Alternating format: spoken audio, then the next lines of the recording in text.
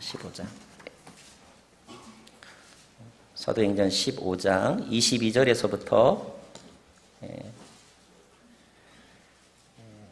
32절까지의 말씀인데요. 22절에서 32절까지의 말씀인데 저와 여러분 같이 한 목소리로 합독하도록 하겠습니다. 읽겠습니다. 그러자 사도들과 장로들과 온 교회는 몇몇 사람들을 뽑아 바울과 바나바와 함께 안디옥으로 보내기로 결정했습니다. 그래서 뽑힌 사람은 형제들 가운데 지도자인 바사바라고 하는 유다와 실라였습니다. 그들은 그 사람들 편에 다음과 같은 편지를 보냈습니다.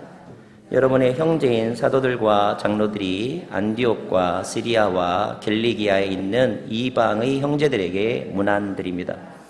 우리 가운데 어떤 사람이 여러분에게 가서 우리가 시키지도 않은 말을 해서 여러분을 괴롭고 여러분의 마음을 아프게 했다는 소식을 들었습니다. 그래서 우리가 몇 사람을 뽑아 사랑하는 우리의 형제 바나바와 바울과 함께 여러분에게 보내기로 우리 모두 합의했습니다. 바나바와 바울은 우리 주 예수 그리스도의 이름을 위해 목숨을 건 사람들입니다.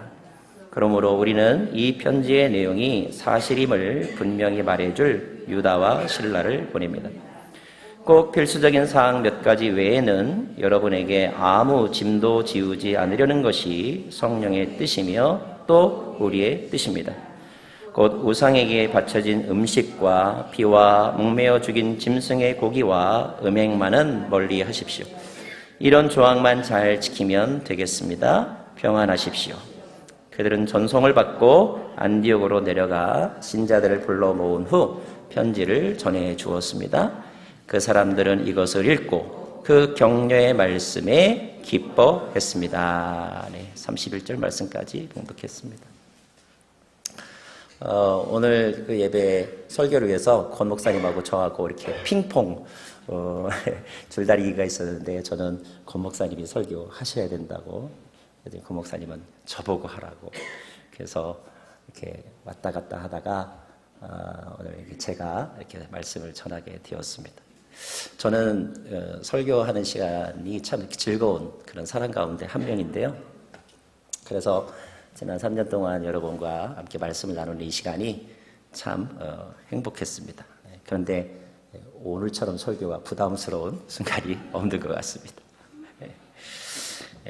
부담스러운 이유는 이렇게 제가 그 설교를 준비하거나 전하는 내용 때문에 부담스러운 게 아니고 그런 기도를 제일 많이 했어요. 하나님, 어떻게 하면 오늘 설교가 저의 어떤 주장이나 입장을 설명하는 것이 아니라 성경이 말씀하는 것을 전할 수 있겠습니까? 그걸 가지고 참 기도를 많이 했어요. 그리고 이 주제는 여러분도 아마 이 자리에 계신 여러분도 해결해야 될 중요한 과제라고 생각을 합니다.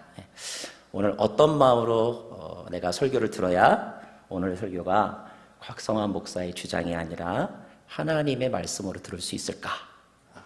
이런 고민이 여러분에게 있어야 하고, 또 그러기 위해서 우리가 다시 한번 또 하나님 앞에 기도하면서 우리의 마음을 purify, 정화해야 할 것 같아요. 우리 그래서 말씀을 함께 나누기 전에 한번 합심하여서 이 시간에 기도하기를 원합니다. 기도할 때 하나님, 오늘 우리가 주의 말씀을 함께 나누는데 주님께서, 성령께서 이 시간에 충만하게 임하셔서 오늘 하나님의 말씀만이 전해지고 또 하나님의 말씀만 들을 수 있는 그런 시간이 되게 하여 주십시오. 우리 같이 합심하여서 기도하겠습니다. 할렐루야. 하나님 아버지, 감사를 드립니다. 주님, 저희 가운데 하나님께서 은혜를 주셔서 이 귀한 예배를 통하여서 말씀을 나눌 수 있는 자리를 허락하여 주셨습니다. 주님께서 저희들에게 주신 이 귀한 소중한 시간을 우리는 오늘 찾아서 함께 기도하고 또 은혜를 나누고자 합니다. 주님, 어떻게 하면 이 말씀이 사람에게 덧칠되지 아니하고 하나님의 말씀만으로 들릴 수 있습니까? 주님, 저에게 오직 하나님에게만 집중할 수 있는 마음을 허락하여 주십시오. 신령과 진리로 하나님에게만 집중할 수 있는 시간이 되게 하여 주십시오. 하나님에게만 집중할 수 있는 마음을 허락하여 주십시오. 그리고 하나님이 찾으시는 바로 그 사람 되게 하여 주십시오. 주님의 안으로 가까이 가고 주님의 말씀에 연결되어서 그리스도라는 지식과 믿음이 더욱더 강해지는 그 은혜만이 우리 안에 남게 하여 주십시오. 주님, 우리와 함께 하여 주십시오. 주님, 이 시간을 다스려 주옵소서. 예수님 이름으로 기도합니다. 아멘. 지난 3주 동안, 4주 동안 저는 이 시간을 통하여서 우리 교회에 대해서 함께 말씀을 나누었습니다. 몇 가지 중요한 명제들을 여러분에게 소개했는데, 첫째, 교회란 예수 공동체이다라는 것이죠. 한번 따라하겠습니다. 시작. 교회는 예수 공동체이다. 예. 교회는 그리스도의 마음, 그리고 그리스도의 몸입니다. 몸과 마음이 하나여야 하듯이 교회는 그리스도의 마음이 있어야 되고 그리스도의 몸이 있어야 하는데, 성경은 이를 위하여서 우리 안에 있는 시기심, 그리고 허영심, 그리고 이기심을 제하라고 말씀하셨고, 예수의 마음을 품어야 된다고 가르쳐 주셨죠. 그리고 몸으로서의 우리 교회는 그리스도를 머리로 하여서 그 예수 그리스도의 충만함에 이르러야 한다고 에베소서를 통하여 가르쳐 주셨습니다. 두 번째 명제는 같이 한번 할까요? 시작. 교회는 예배 공동체이다. 예. 오늘도 찬양했지만 하나님은 이 자리를 통하여 한 사람을 찾고 계신데, 그 사람은 영과 진리로 예배하는 사람이다. 특별히 아버지께만 예배하는 사람이다. 아버지에게 집중하는 사람을 찾으신다라고 말했습니다. 우리 안에 영에 속한 것과 또 육에 속한 것들이 있는데, 육에 속한 것들을 내려놓고 깨끗하게 하지 않으면 우리가 아무리 노력해도 영이신 하나님을 온전히 만날 수 없다라고 하는 교훈에 대해서 함께 배웠습니다. 오늘은 이제 그 마지막 주제인데 같이 한번 따라서 하겠습니다. 시작. 교회는 성령 공동체이다. 여러분, 성령하면 떠오르는 것이 무엇일까요? 오순절 성령 강림 사건, 방언, 불, 바람, 또는 능력, 은사, 열매, 선교, 이런 단어들이 여러분의 마음속에 떠오르리라고 생각을 합니다. 그런데 성경을 이렇게 많이 묵상해 보면 성령의 어떤 중요한 이미지, 중요한 어떤 특징 가운데 하나로 이 단어를 우리가 잊어버리면 안 됩니다. 그것은 무엇이냐면 인도하심이라는 거예요. 인도하심. 성령님은 우리를 인도하는 분이시다. 사도행전을 보면 성령에 사로잡혀, 성령에 이끌려, 또 성령께서 막으셔서, 성령이라는 단어를 쓰기도 하고 예수의 영이라는 단어를 쓰기도 하지만, 여하튼 우리의 삶을 인도하시는 성령님에 대해서 표현하고 있습니다. 그런 표현들을 보면 성령은 단지 어떤 기능, 파워만이 아닌 것 같아요. 느끼시고 판단하시고 그리고 이끌어 가시는 인격이라고 말할 수 있습니다. 인격. 스스로 판단하시죠. 그리고 상황에 맞게 말씀하십니다. 그리고 동행하십니다. 교회는 성령과 뗄래야 뗄 수 없는 관계를 가지고 있죠. 우리가 잘 아는 것처럼 교회의 시작이 언제부터이냐라고 묻는다면 오순절 마가 다락방에 성령이 임함으로 교회가 비로소 시작되었다라고 말하고 있기 때문에 성령과 교회는 뗄래야 뗄 수가 없습니다. 성령이 임함으로 교회가 시작되었을 뿐만 아니라 교회가 교회다워지는 데에도 성령은 매우 중요한 역할을 했죠. 성령이 역사할 때 기적이 일어났습니다. 예수님이 행하셨던 기적도 일어나게 되었고요. 또 성령이 담대한 사람들에 의해서 복음이 전파되었습니다. 그리고 교회는 부흥하게 되었죠. 믿음의 사람들은, 사도들은 모두 다 성령을 느꼈고 성령의 생각을 알았고 그리고 성령에 순종하는 삶을 살았습니다. 성령에 순종하는 것이 때로는 많은 고난과 그리고 손해를 가져다 주는 일이었음에도 불구하고 그들은 성령의 인도하심에 철저히 순종하는 모습을 성경을 통하여 우리들에게 보여주었어요. 그래서 참된 교회는 결코 성령보다 앞서가지 않았다 하는 것을 우리가 알게 됩니다. 자, 초기 기독교 공동체, 교회가 그렇게 오순절 강림 사건 이후로 교회가 막 퍼져가다가 교회가 한 번 더 업그레이드 된다고 할까요? 새로운 어떤 전환점, 분기점을 맞이하는 때가 있었는데 그 과정도 성령과 아주 밀접한 관계가 있습니다. 오늘 그 장면을 우리가 함께 묵상해 보고 싶은 것입니다. 오늘 사도행전 15장에 있는 그런 스토리인데요. 기독교 역사에 있어서 매우 중요한 회의가 기록되어 있습니다. 사람들은 이 회의를 예루살렘 공의회라고 말합니다. 예루살렘 카운슬이라고 말합니다. 이 회의와 오늘 우리가 모이는 총회가 레벨이 같을 수는 없지만, 그러나 오늘 이 회의의 모습과 또 회의 가운데 나타나는 원리는 오늘 우리의 삶의 어떤 일들과 분명히 또 연결점이 있는 것 같습니다. 중요한 것은 이 회의 이후에 교회는 한 단계 레벨업 되었어요. 마치 그전에는 기차의 엔진이 기관차가 끌고 가는 그런 속도였다면 이 회의 이후에는 비행기 제트 엔진을 달는 것 같은 그런 이렇게 힘을 얻게 되고, 복음은 하나님의 사람들, 특별히 바울을 통하여서 전 세계로 퍼져가게 되었습니다. 자, 도대체 이 회의에서 어떤 일이 있었는가 하는 거죠. 어떤 일이 있었는가를 알려면 이 회의가 왜 모였는가부터 생각해 봐야 되는데, 회의가 모인 것은 어떤 문제를 해결하기 위해서였습니다. 그 문제가 뭐였느냐 하면, 잘 아는 것처럼 복음이 예수님의 제자들 또 복음의 사람들을 통하여서 사방으로 전파되었는데, 그런데 이방인들을 어떻게 해야 하는가에 대하여서 의견들이 서로 달라지게 되었다는 거예요.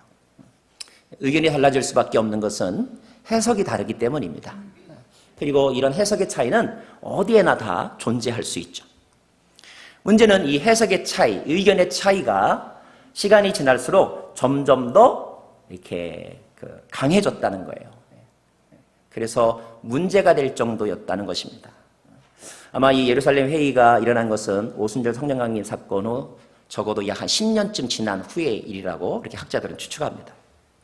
자, 이 의견의 차이가 너무나 더 이렇게 커지고 또 강해지다 보니까 나중에는 이 일 때문에 서로 논쟁하고 다투었다, 싸웠다라고 하는 성경 표현이 있어요. 단지 우리가 논쟁하면서 어떤 이슈, 이론에 대해서만 우리가 서로 반대하고 또 다툴까요? 그렇지 않더라고요. 사람은 또 감정의 동물이기 때문에 하다 보면 그의 주장과 더불어 그 주장을 하는 사람에 대해서도 공격을 하게 되고, 그래서 인신공격에까지도 이르게 되죠. 그런 일을 몸소 다 당한 사람이 사도 바울이기도 했으니까요. 안타까운 일이라고 볼 수가 있습니다. 갈등은 피할 수 없는 것이긴 하지만, 그러나 그것을 제때 해결하지 못하면 부작용이 크잖아요. 불필요한 곳에 에너지를 낭비하게 되죠. 또 어쩌면 좋은 마음으로 시작했던 사람들의 의욕 자체를 빼앗아가기도 합니다. 그리고 갈등이 있으면 그 갈등이 있는 기간 동안 공동체는 앞으로 전진하지 못한다는 거예요. 이것이 갈등을 제때 풀지 못했을 때 겪는 큰 후유증입니다. 갈등을 제대로 우리가 컨트롤하지 못하면 그 기간 동안 공동체는 한 발자국도 앞으로 나아갈 수 없다 하는 것이죠. 그러므로 그런 갈등들은 풀려야 되겠죠. 푸는 방법이 여러 가지가 있습니다. 그런데 오늘 사도행전 15장은 이제까지와는 다른 어떤 솔루션을 우리에게 제공해주고 있는데, 그것은 뭐냐면 이 문제를 풀기 위해서 사도들과 장로들의 회의가 소집이 되었다는 거예요. 사도들과 장로들 그리고 교인들의 회의가 소집되었다는 것입니다. 그래서 모인 곳이 어디냐? 예루살렘이었고, 이 회의를 예루살렘 공의회라고 말합니다. 바울도 이 회의에 참석합니다. 바울 복음을 전하는데 아주 열심히 했던 사람이지만 잠깐 그 사역을 멈추고 예루살렘으로 갑니다. 왜냐하면 이 문제를 해결하는 것이 그에게 주어진 사역을 제대로 할 수 있고 또 효율적으로 할 수 있는 그런 계기가 되기 때문에 그래서 그는 안디옥에서 예루살렘으로 가게 되죠. 성경의 기록을 읽어보면 이 회의, 총회라고 말할까요? 이 총회에서 그들은 각자의 의견을 나누고 그리고 자유롭고 진지하고 열띤 토론을 한 것 같습니다. 성경이 그렇게 기록되어 있어요. 그리고 오랜 시간 토론했다고 하는 기록도 있습니다. 이것은 그만큼 그 주제가 해결하기 어려운 이슈였고 또 각자의 의견이 다르기도 했다는 뜻이기도 합니다. 가끔 우리는 그런 고민을 하잖아요. 주도 하나요, 성령도 하나요, 말씀도 하나인데 왜 이렇게 생각이 다를까? 해석이 다르기 때문이고 다 자기 입장에서 말씀을 해석하기 때문입니다. 그렇기 때문에 어쩌면 이렇게 함께 모여서 자기가 만난 하나님, 자기가 이해하는 어떤 진리에 대하여서 함께 이야기하고 또 그 공통분모를 찾아가는 것은 매우 중요한 일인 것 같아요. 이 회의에서 배울 수 있는 중요한 것은 뭐냐면 이 회의가 매우 열띤 토론을 했고 시간도 많이 걸렸지만 이 공의회에 모인 사람들은 결론 없이 토론을 끝내지 않았다는 것입니다. 이건 참 중요합니다. 서로 주장했지만 그러나 서로에 대해서 인정하고 경청했다는 거예요. 그리고 합의문을 만들어냅니다. 합의문을. 우리는 가끔 이렇게 토론만 있고 결론이 없이 이렇게 헤어질 때가 있잖아요. 또 토론할 때 흥분만 남아 있고 그리고 상처만 가지고 돌아가는 경우들이 더러 있잖아요. 이 사도행전 15장에서 배울 수 있는 중요한 것은 어려운 이슈였지만 결론을 도출해내었다는 거. 그리고 이 결론에 모든 참가자들은 따랐다는 거. 그것이 그들의 마음속에 어떤 상처나 또 다른 분쟁으로 남아있지 않았다는 거. 그러기 위해서는 말하려고만 하지 말고 들어야 하는 것 같아요. 그래야만 이렇게 결론에 이르게 되는데 우리가 읽은 본문이 그 결론의 내용입니다. 그 결론의 내용 중에서 특별히 오늘 28절과 29절을 좀 함께 읽고 싶습니다. 28절과 29절 말씀을 같이 읽겠습니다. 시작. 꼭 필수적인 사항 몇 가지 외에는 여러분에게 아무 짐도 지우지 않으려는 것이 성령의 뜻이며 또 우리의 뜻입니다. 29절. 곧 우상에게 바쳐진 음식과 피와 목매어 죽인 짐승의 고기와 음행만은 멀리 하십시오. 이런 조항만 잘 지키면 되겠습니다. 평안하십시오. 밑줄 쳐야 될 단어가 있다면 이런 표현이 있어요. 28절에 성령의 뜻이며 또 우리의 뜻이다. 이런 말이 있습니다. 이 합의의 편지 내용은 아주 당당하게 분명하게 뭐라고 말하냐면 성령의 뜻과 우리의 뜻이 같다라고 말하고 있어요. 어떻게 이렇게 당당하게 말할 수 있을까? 거기 모인 사람들이 사도들이었기 때문에 사도의 권위로 이렇게 주장하는 것일까?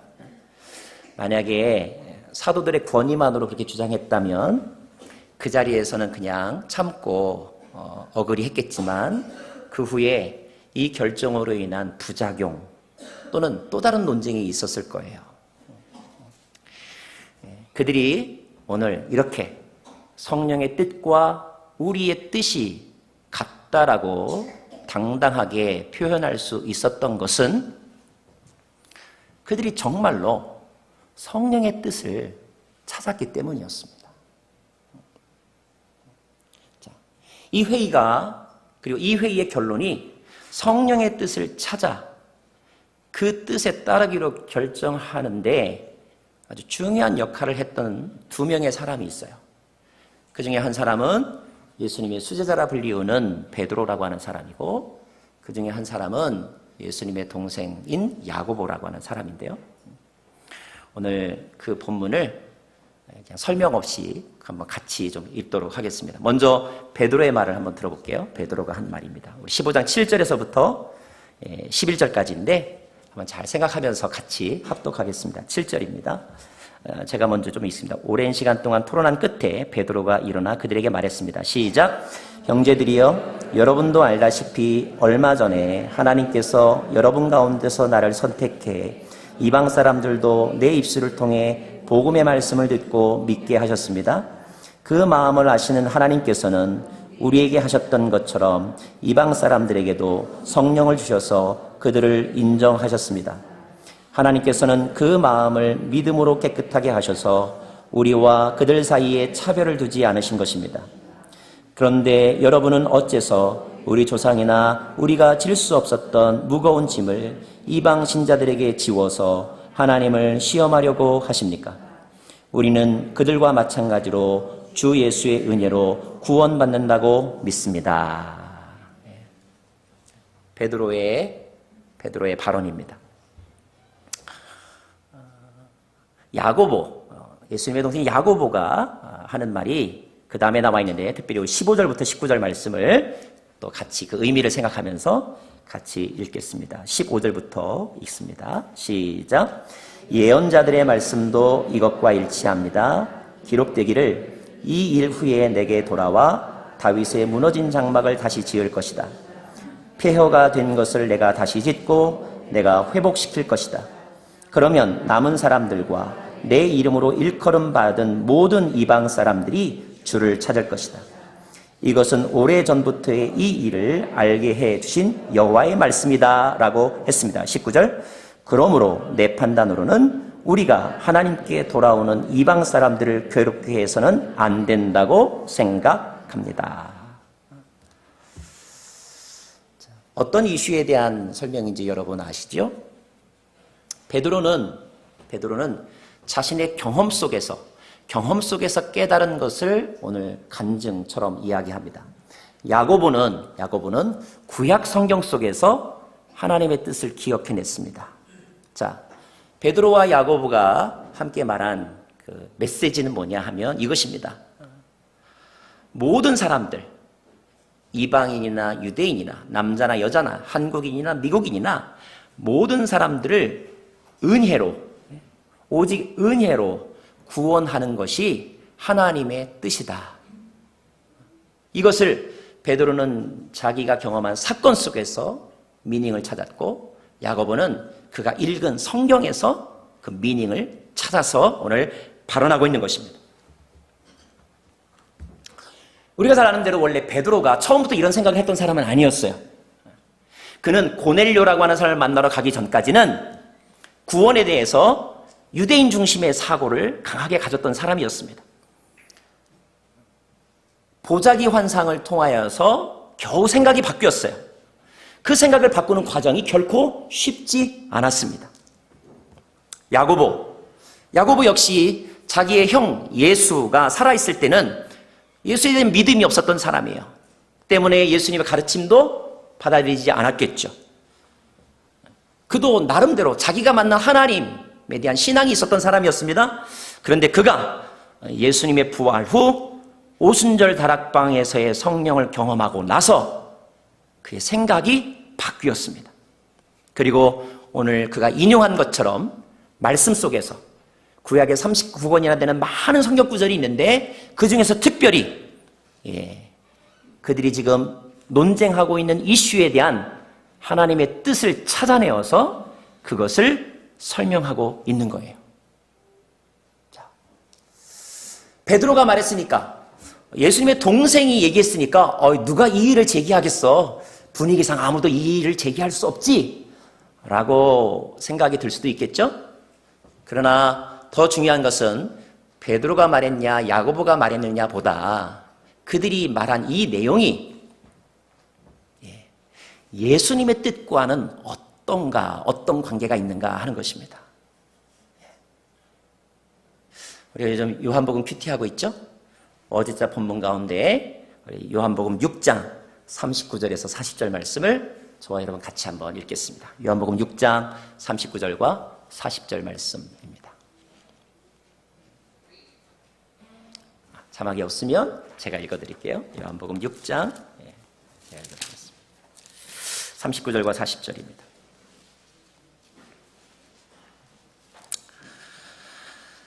나를 보내신 분의 뜻은, 같이 읽을까요? 시작. 나를 보내신 분의 뜻은 그분이 내게 주신 모든 사람들 중 한 사람도 잃지 않고 마지막 날에 그들을 다시 살리는 것이다. 내 아버지의 뜻은 아들을 보고 믿는 사람마다 영생을 얻게 하시는 것이니 내가 마지막 날에 그들을 다시 살릴 것이다.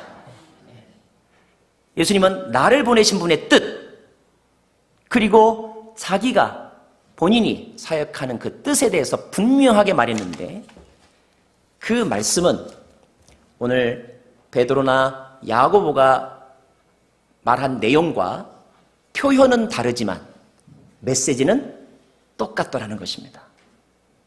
무엇입니까? 예수님이 이해한 하나님 아버지의 뜻은 한 영혼이라도 살리는 데 있다. 배척과 편가름이 아니라 용서하고 품는 데 있다. 교회는 복음에 의해 살아난 사람들이 다른 사람에 대하여 포기하지 않고 서로를 살리는 것이다. 교회는 세상을 포기하지 않고 살리는 공동체이다. 오는 사람 막지 말고 가는 사람 끝까지 붙잡는 것이 아버지 하나님의 정신이다. 영혼을 사랑하라는 것이 하나님의 뜻이다. 말씀하고 있는 것입니다.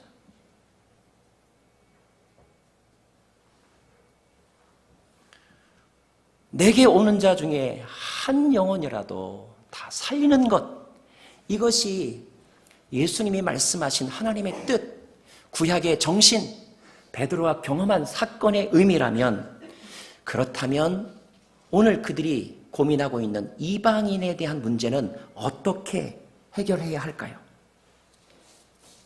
답은 분명해지는 것입니다.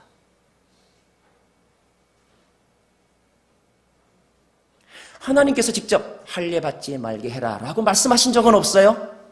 그러나 하나님께서 말씀하신 그 뜻 속에는 이미 그들이 어떻게 해야 하는지를, 어떤 선택을 해야 하는지를 가르쳐 주셨다는 것입니다.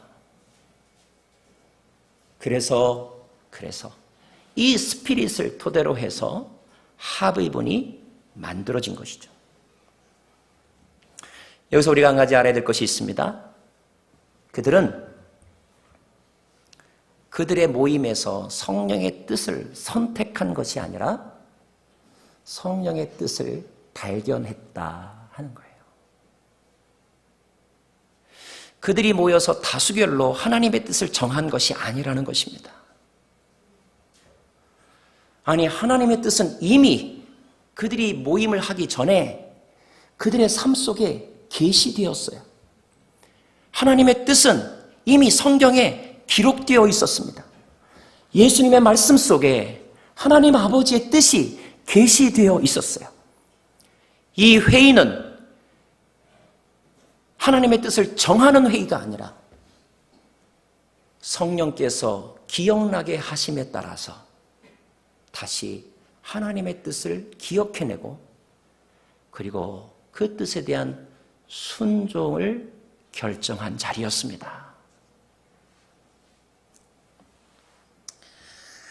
사랑하는 여러분, 포틀랜드 온누리교회를 향한 하나님의 뜻은 무엇일까요? 성도를 바라보는 목회자는 어떠해야 할까요? 목사를 바라보는 성도 여러분의 마음은 어떠해야 할까요? 또 성도 서로 간에 우리는 어떠한 마음의 애티튜드를 갖는 것이 하나님의 뜻일까요? 그것을 새롭게 찾아야 할까요? 아닙니다. 새롭게 찾을 필요가 없는 것입니다. 그것은 이미 이 교회가 세워질 때 계시되었습니다. 한상원 목사님, 금경원 목사님, 이종실 목사님, 김종민 목사님, 김성원 목사님, 그분들의 설교를 통하여 수없이 많이 선포되었습니다. 그리고 우리가 묵상하고 읽는 성경 예수님의 말씀 가운데 이미 계시되어 있었습니다. 저와 여러분이 열심히 하나님의 뜻을 찾는데 그 답이 없어서 문제일까요? 아니면 그 뜻이 이미 있는데 우리가 선택적으로 고르려고 하기 때문에 문제일까요?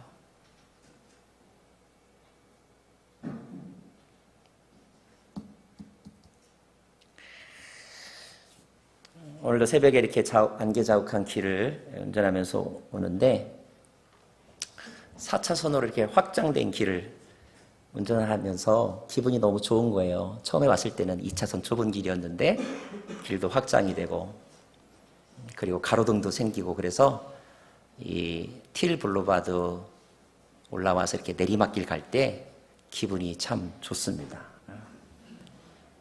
오르막길을 올랐다가 내리막으로 가고 또 기분이 좋기 때문에 대부분 여기에서 과속을 해요.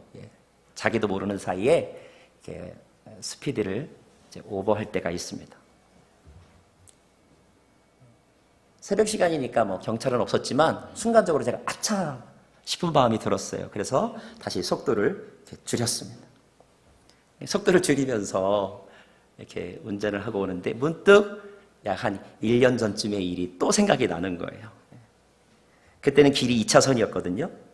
그리고 그때는 제한 속도가 30마일이었어요. 지금은 40마일로 이렇게 올랐지만. 낮 시간이었는데 막 오는데 로이로드스길 거의 다 왔는데 뒤에서 뭐가 반짝반짝 하는 거예요. 그래서 속도 위반으로 잡혔죠.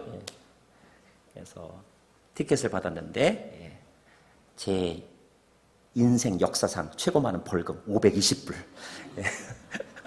받았습니다. 원래 260불이었는데 그때 막 공사 기간이어가지고 더블 그래서 520불 벌금을 받은 거예요. 그때 저절로 막 신앙 고백이 나오더라고요. 오 마이 갓. 저절로 신앙 고백이 막 나왔어요. 받아보신 분 알겠지만 그 순간에 막 억울하기가 짝이 없어요. 돈도 아까웠고요. 막 그걸 막 한국 돈으로 환산하니까 이게 막 몇십만 원인 거예요. 아무리 생각해도 나는 그렇게 속도를 위반한 것 같아 보이지 않아요. 그리고 혹시 위반했다 하더라도 그 정도는 아니라는 생각이 자꾸 내 안에 들었어요. 또 하나, 이건 약간의 정의감이 막 작용했는데 뭐냐면 누구나 다 이렇게 과속하기 쉬운 고기에서 몰래 숨었다가 단속하는 것은 너무 비신사적이다. 이런 마음이 막 들었어요. 이런 정의감이 막 작용을 했죠. 그래서 제가 마음의 결실을 했어요. 따져야 되겠다, 이거는. 그래서 제가 벌금을 내지 않고 코트에 나갔잖아요. 그래서 당당하게 판사 앞에까지 제가 갔어요. 가기 전에 내가 살펴봤어요. 나를 단속했던 경찰관이 나왔나 안 나왔나. 안 나왔더라고요. 옳거니. 그래서 더 기분 좋은 마음으로 판사 앞에 나갔어요. 그리고 설명했습니다. 설명했어요. 그리고 설명 속에 심지어 이런 말까지 했어요. 속도 제한 표지판, 30마일 표지판이 옮겨져서 안 보였다. 뭐 이런 얘기까지 하면서 얘기했어요. 제 이야기를 다 듣고 난 판사가 나중에 딱 한마디 묻는 거예요. Guilty or not guilty?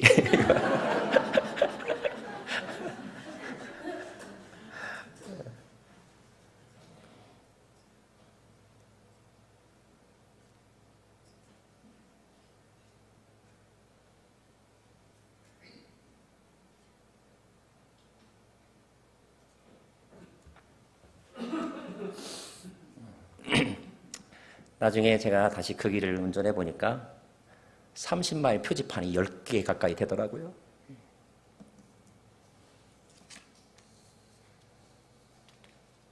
저를 단속한 것은 경찰이 가지고 있는 스피드건이었어요. 오늘 아침 그 생각이 다시 또 나는 거예요. 그러면서 속으로 웃었어요. 누구에 대해서 웃었을까요? 내가 참 웃기다. 그래서 저 자신에 대해서 웃었어요.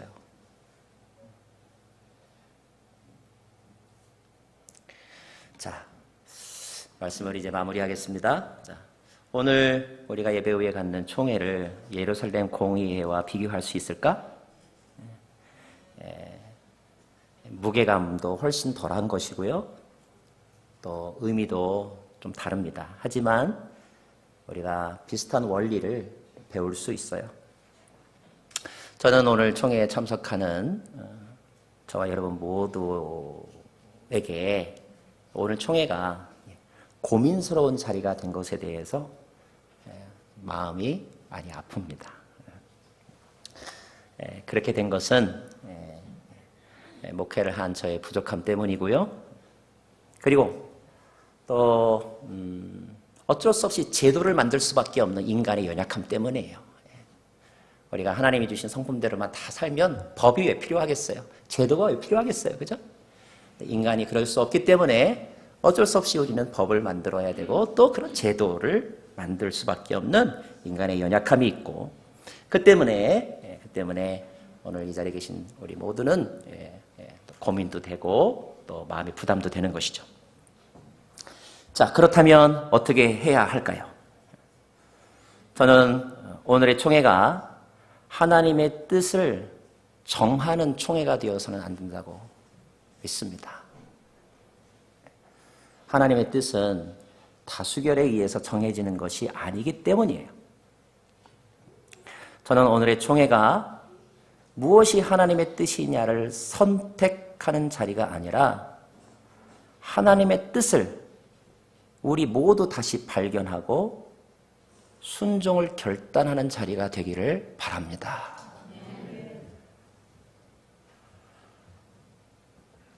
예루살렘 총회는 성령의 뜻을 다시 찾았어요.